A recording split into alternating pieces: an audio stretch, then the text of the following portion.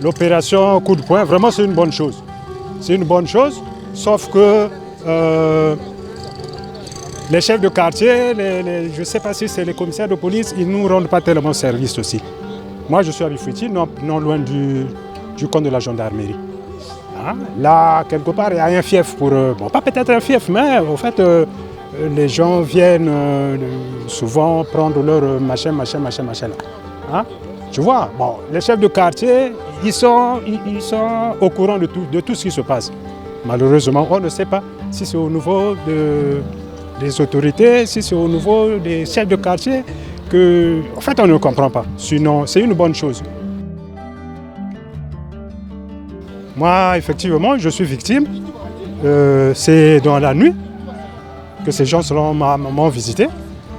Heureusement qu'on n'a pas pu ouvrir. Sinon, en ce net moment, je pouvais me retrouver à l'hôpital ou à la mort.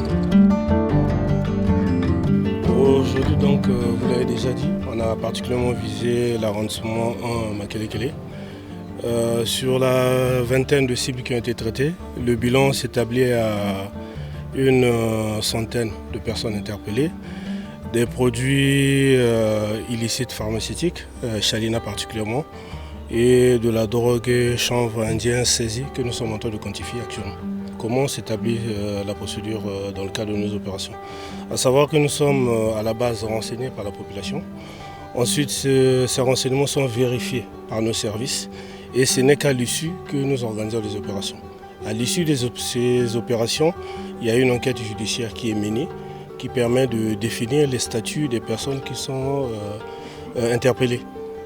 Ceux contre lesquels des charges sont légères, donc des contraventions de police ou des charges vraiment légères, elles sont remises à la disposition de leurs parents, on appelle les parents, on les remet à disposition et les autres sont présentés au parquet. Donc il n'y a pas de personnes, et le travail donc se fait de manière professionnelle, selon la procédure que je viens de vous rappeler, et donc ça se passe dans les normes. Et je pense que les bébés noirs quelque part c'est des enfants, c'est des parents, c'est un peu des Congolais. Donc ce qui est idéal à leur dire, c'est qu'il serait bien qu'ils se remettent sur le droit chemin. Autrement l'opération continuera. Notre objectif c'est pas de faire baisser la criminalité, mais c'est plutôt d'arrêter complètement ce phénomène. Donc il y a des évolutions, certes c'est ce que nous remarquons, mais nous devons continuer, nous devons insister, nous devons rappeler à la population de participer à sa sécurité, donc de nous renseigner et de contribuer donc à la sécurité de tous.